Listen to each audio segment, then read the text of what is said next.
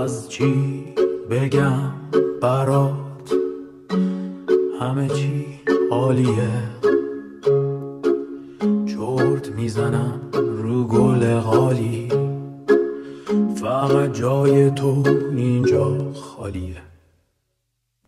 بیا پاییز کن بریز،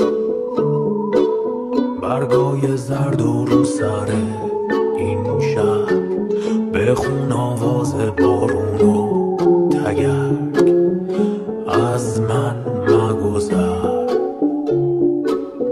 سلام به همه شما دوستان عزیز، من سمیرا صابری هستم، کوچ PCC و با یک قسمت دیگه یه قلوب حال خوب در کنار شما عزیزان هستم و امیدوارم که هر جای دنیا که هستین حال دلتون عالی باشه. کم کم داریم به آخر اکتبر و حال و هوای هالووین نزدیک میشیم، هوا خنک‌تر شده، روزا کوتاه شدن و اون حس خاص پاییز داره قشنگ خودش نشون میده، همون حسی که انگار یه فصل جدیدی از زندگی هم داره دوباره شروع میشه. بیا پاییز کن ببار، رنگین کمون و واسه من بیار، پشت آجرای این دیوار تنها مگذار. و امروز هم میخوام راجع به یه موضوعی باهاتون حرف بزنم که درست مثل همین فصل جدید میتونه براتون یک شروع تازه باشه و اون این هستش که چطوری روزتون رو بتونین خوب و درست شروع کنین. ممکنه به نظر ساده بیاد ولی واقعا صبحگاهتون میتونه تمام زندگیتون رو تغییر بده.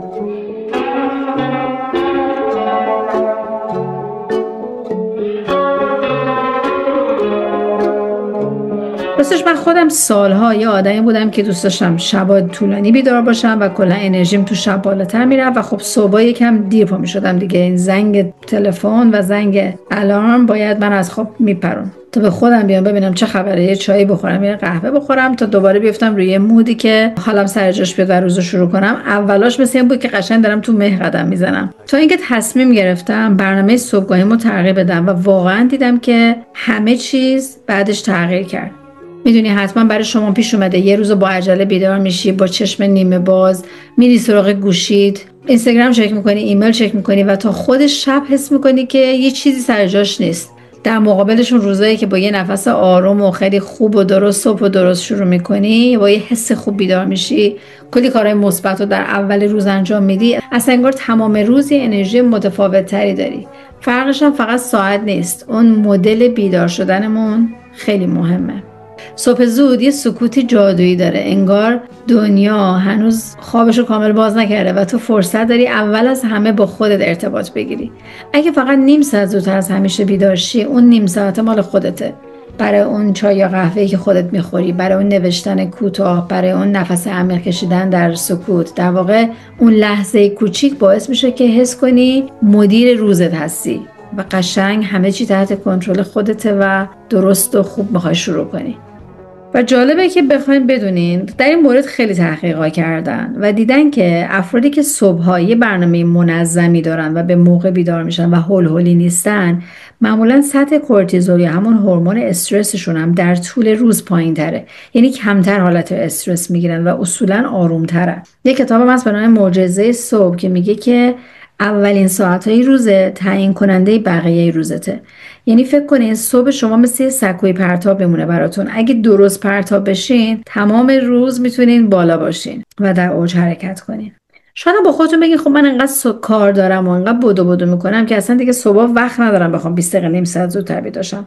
باور کنین که این یه بهونه است، چون که بالاخره میتونیم یه راهی براش پیدا کنیم که یه کوچولو 10 دقیقه رو به صبحمون رو به خودمون بدیم. همونطور که تیم فریس میگه که یه کارآفرین معروفه، میگه اگه صبحت رو از دست بدی مثل این میمونه که کل روزت رو از دست دادی. و این خوبه که خودت با خودت فکر کنی که من انتخاب میکنم که چطوری حس کنم، من انتخاب میکنم که صبحمو چجوری شروع کنم و زودتر 10 دقیقه رو زودتر از همیشه بیدار میشم و به جای بدو کردن و چک کردن تلفن کلی کارهای دیگه میتونم انجام بدم.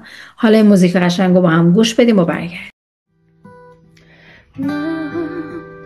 خالی از عاطفه و خشم، خالی از خویشی و غربت، گیج و مبهوت بین بودن و نبودن. عشق آخرینم سفر من، مثل تو منو رها کرد. حالا دستام مونده و تنهای من. حالا من گفتم که حسنش چیه و خوبیاش چیه، نظر خودم البته گفتم. حالا ببینیم شما چقدر آخر این پادکست با من موافق خواهیم بود. اولین قدم چیه؟ اولین قدم اینه که وقتی که اون ساعتتون زنگ میزنه باش بیدارشین.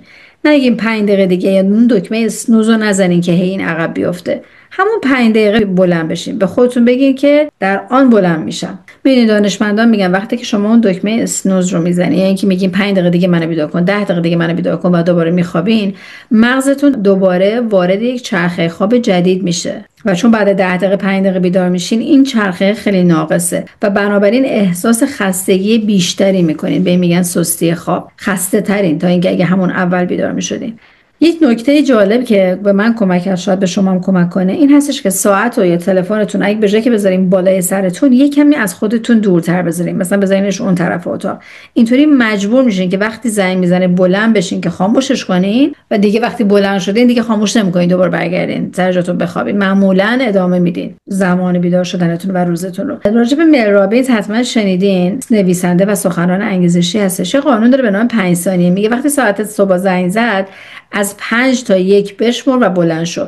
مغز دیگه فرصت نداره بهونه بیاره. 5 4 3 2 1 بلند شو.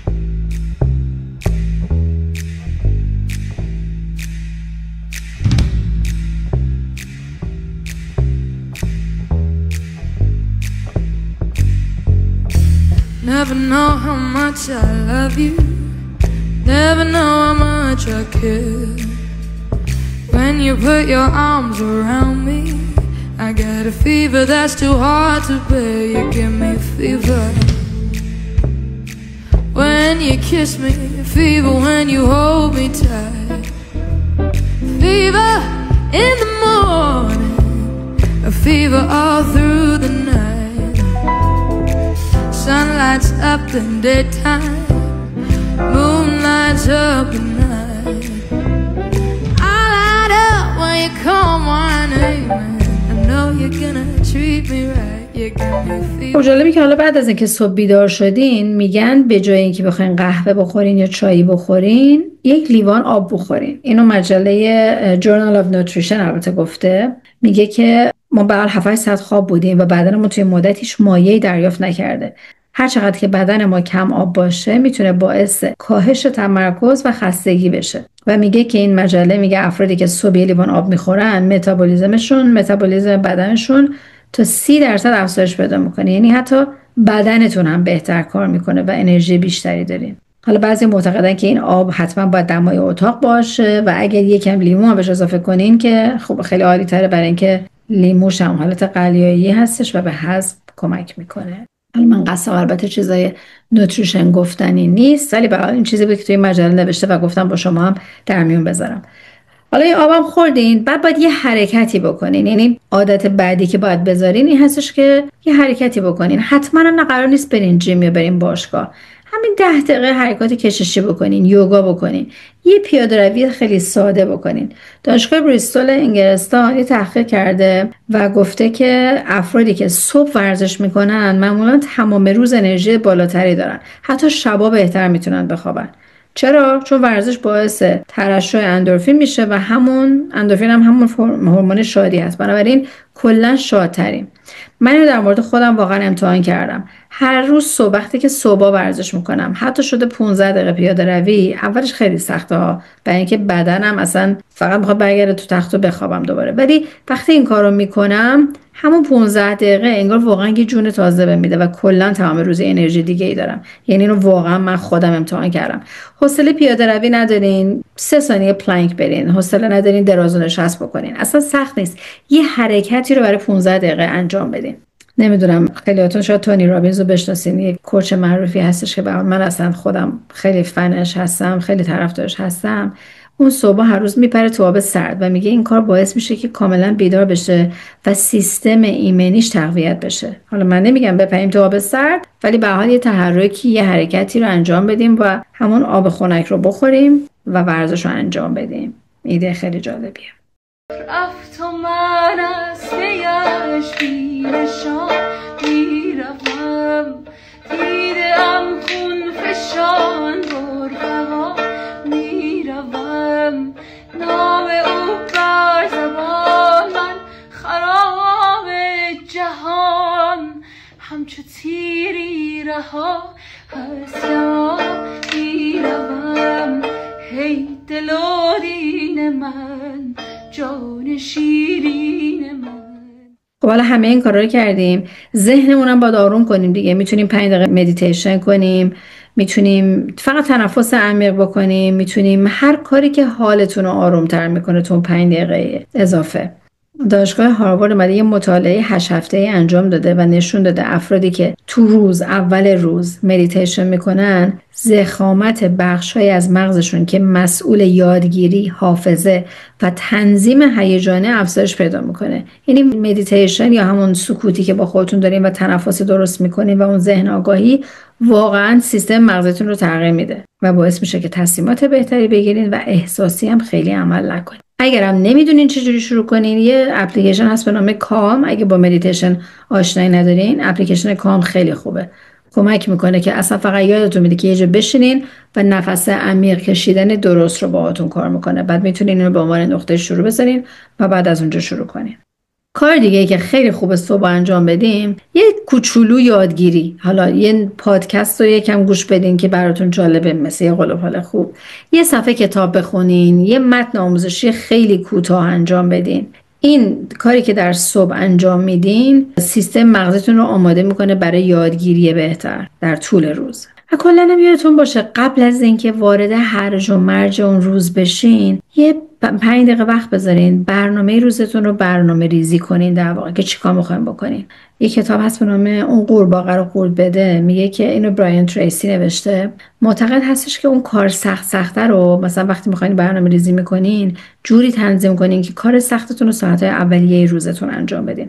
برای اینکه کار سخته رو که انجام میدین نصف کار رفته و دیگه بقیه روز براتون راحت‌تر شده. بنابراین برنامه ریزی خیلی کمک میکنه که ذهنتون آروم بگیره و واقعا کارهای مهمتون زودتر انجام بشه و کاری نمونه برای بعدا. این تحقیق کردن نشون میدن که افرادی که شب قبل یا صبح زود برنامه‌شون رو میذارن معمولاً 25% بهره وریشون بیشتر از بقیه است. چرا؟ چون دقیقاً میدونن چیکار باید بکنن و هیچ وقتشون به هدر نمیره. من مثلا دفتر خیلی کوچولو دارم که یا بعضی موقع تو نوت تلفنم 3 تا کار مهم روزمو اول روز مشخص میکنم که دیگه میدونم تا ظهر این 3 تا کار مهمه انجام شده. بنابراین هم به اولویت بندی کمک میکنه، هم مغزتون یه نظمی میگیره، هم کلا انرژی بالاتری رو در طول روز تجربه خواهید کرد. تو اصلا با هم قهر کن، همه روز و شبای منو زهر کن. شیرین بود همه چی و تلخ شد، ولی درست میشه یه کوچولو صبر کن. فقط باش، فقط باش، فقط باش. تو اصلا با هم لج کن، با هم بد شو، نگاه تو کج کن. بهم تموم شده حست، بیا زیاد حس من ازم قرض کن. فقط باش، فقط باش، فقط باش. از همه عادتهای صبح گفتم، قسمت مورد علاقهش برای خود من که عاشق غذام واقعا صبحونه واقعا یک وعده مهم غذایی هستش که در صبح باید انجام بدیم. حالا الان اینترمیدیت فاستینگ خیلی مد شده و آدما دیرتر این کارو میکنن. اونو کار ندارم که اگه رژیم خاصی رو دارین دنبال میکنین، ولی اگه واقعا اینطور نیست بدونین که صبحونه وعده بسیار مهم غذایی هست، ولی نباز به اون معنایی که خب چیزای ناسالم خوردن. منظورم نیست. یه صبحانه پروتئین دار و سالم مثل تخم مرغ، مثل ماست یونانی، مثل گردو، بادوم، اوتمیل، اینا چرا خوبه؟ برای اینکه باعث میشه که قند خونتون هم یه تعادلی داشته باشه و تا ظهر احساس گرسنگی نکنین. و افرادی که صبحونه میخورن باز هم عملکرد بالاتر و تمرکز بالاتری دارن. ولی منظورم صبحونه‌های پرقند و شیرینی نیست. اینا باز دوباره میگم برای اینکه اون انرژیتون رو بالا میبره، بعد خیلی سریع دوباره میندازه پایین. منظورم همون انرژی هستش که پروتئین های بالا و سالم دارن. بازم میگم برای اشخاصی که هیچ مدل فاستینگی رو در روز اول صبح تجربه نمیکنن و نمیخوان داشته باشن. حالا با خودتون دارین فکر میکنین که من اول حرفم گفتم مثلا وقت ندارم 5 دقیقه زودتر بلند شم و این برای من یک لیست بالا بلند درست کرده که من چطوری این همه کار بکنم. اول اینا همه 2 دقیقه 2 دقیقه 3 دقیقه 3 دقیقه 5 دقیقه هیچ چیزی نمیشه. یعنی واقعا شما نیم ساعت 40 دقیقه زودتر بیدار بشین به تمام این کاری که من گفتم میرسین، برای اینکه تمام زمانهای کوتاه. ولی دلیلی هم نداره. اگه واقعا وقت ندارین، اگه واقعا نمیتونین، فکر میکنین به نظرتون زیاده، دلیل نداره که همشو با هم یه بار شروع کنین. میتونین کوچولو کوچولو یکیش رو انتخاب کنین. مثلا از فردا تصمیم بگیرین که اون آب خوردن صبح رو تجربه کنین، یا فقط 2 روز در هفته 2 تا کار 3 تا کارشو انجام بدین تا آروم آروم اینا بشه عادتتون و بیارین تو برنامه‌تون و انجامش بدین. مثلا فقط 10 دقیقه حرکت رو بیارین، نمیدونم آب خوردن رو بیارین، صبحونه سالم خوردن رو بیارین، مدیتیشن رو اضافه کنین. یواش یواش این سیستم های عصبیتون عادت میکنه به اون کار جدیدی که دارین میکنین و بعد دیگه میشه روتین کاریتون و نتیجهش دیگه حتمیه. کلا قصد نیست که به خودتون سخت بگیرین. اگه یه روز نتونستین و خواب موندین و نتونستین این کارا رو بکنین مهم نیست، ولی دوباره فردا واقعا شروع کنین. یادتون باشه، یادمون سکوی پرتابه بیافتین و یادتون باشه که صبحتونه که چجوری شروع میکنین واقعا بقیه روزتون رو رقم میزنه. نمیدونم تا حالا شده که مثلا صبح که دارین جایی میرین، حالا بچه‌تون رو مدرسه میرین یا سر کار میرین یا تو ترافیک میمونین یا یه کسی یه تو رانندگی رفتار بدی میکنه، اعصابتون رو یه کوچولو به هم میریزه دیگه. واقعا تا چند ساعت آدم کلافه است. یا مثلا با یکی بحثی میکنین صبح زود، میبینین که اصلا تمام روزتون یه انرژی بد ناجوری دارین که دیگه نمیتونین روزو قشنگ جلو ببرین. بنابراین اون اتفاقایی که صبح میفته خیلی براتون مهمه و خیلی نقش بازی میکنه. خیلی مهمه. یه جنبندی بکنم از حرفی که تا الان زدم اینه که اول دکمه اسنوزو نزنین، 5 دقیقه دیگه 10 دقیقه دیگه بیدار شین، یه لیوان آب بنوشین، حرکت کنین، هر چقدر که میتونین تنفس عمیق، نفس کشیدن رو تمرین کنین، مدیتیشن کنین، یه کوچولوی چیزی بخونین، روزتون رو با برنامه‌ریزی شروع کنین، یک صبحانه سالم بخورین و به یاد داشته باشین که صبح شما زندگی شماست. اگه صبحاتون رو درست شروع کنین زندگیتون تغییر میکنه. توی دنیا چی میخوای که به پات بریزم همه هستیم و من به سرات بریزم لب پرخنده میخوای بیا لبها مال تو چشم پرگریه میخوای هر دو چشمام مال تو اگه رودخونه میخوای سیل عشقا مال تو اگه بازیچه میخوای سر زلفام مال تو. خیلی وقتا حال خوب روزمون یه چیزیه که خودمون میتونیم بسازیمش، نه چیزی که از بیرون میاد. ممکنه صبح از خواب که بیدار میشیم اصلا حوصله نداشته باشیم یا فکرمون درگیر 1000 تا چیز مختلف باشه، اما همون چند لحظه اول روز اگر تصمیم بگیریم با یه حسی بهتری شروعش کنیم اصلا انگار کل مسیر روزمون عوض میشه. حالا اون میتونه یه لبخند ساده جلو آینه باشه یا اصلا یه لیوان قهوه دلچسب باشه با دل آروم، یا حتی فقط یه نفس عمیق باشه و گفتن یه جمله ساده، مثلا به خودمون بگیم که امروز قراره یه روز خیلی خوبی باشه. اینا چیزای کوچیکیه نه، ولی تاثیرشون خیلی بزرگه. من همیشه فکر میکنم که اون حال خوب داشتنه و روز و لحظات خوب شروع کردن واقعا مثل عضله است، باید تمرین کنی روش که قوی تر بشه و بهتر بشه. پس ازتون میخوام این هفته تصمیم بگیرین هر روز صبح فقط چند دقیقه برای خودت باشی، یعنی بدون موبایل، بدون اینستاگرام چک کردن، بدون ایمیل چک کردن، اصلا بدون عجله و بدو، فقط چند دقیقه به خودت یادآوری کنی که کنترل احساساتت دست خودته، چون واقعا همین آگاهی و انتخاب‌های کوچیکی که حال خوب رو میسازه، نه اون اتفاقای بزرگ.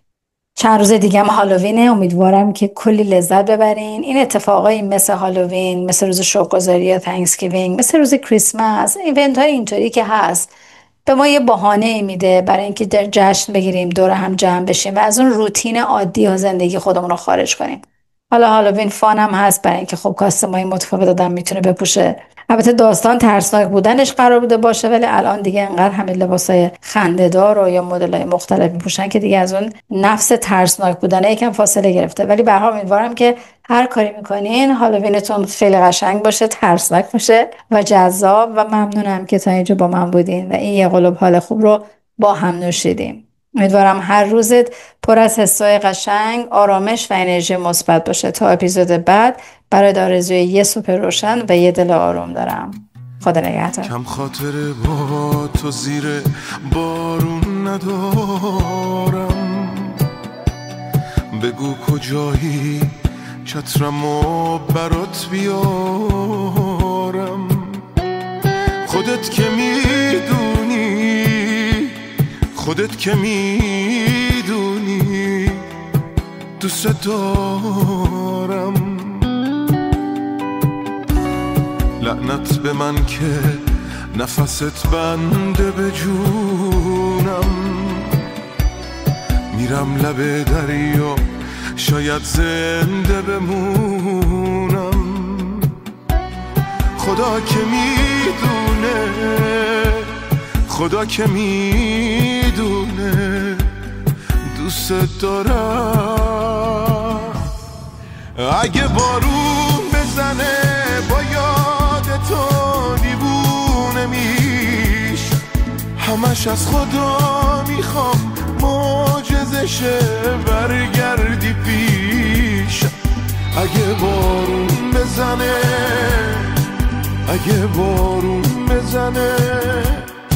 وقتی بارون میزنه دلم بازم آتیش میگیره. تو بهم بگو چرا خاطره هات یادم نمیره. بگو بارون بزنه. مگه پاییز اومده پیچیده عطرت تو خیابون، منو دنبال خودت تو این خیابونا نگردون. مگه پاییز اومده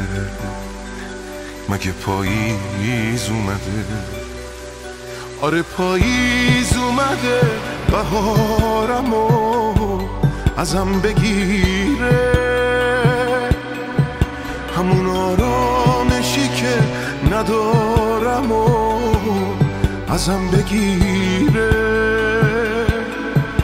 آره پاییز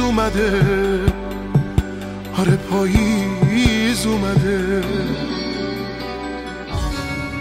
اگه بارون بزنه با یاد تو دیوونه میشه، همش از خدا میخوام معجزشه برگردی پیش. اگه بارون بزنه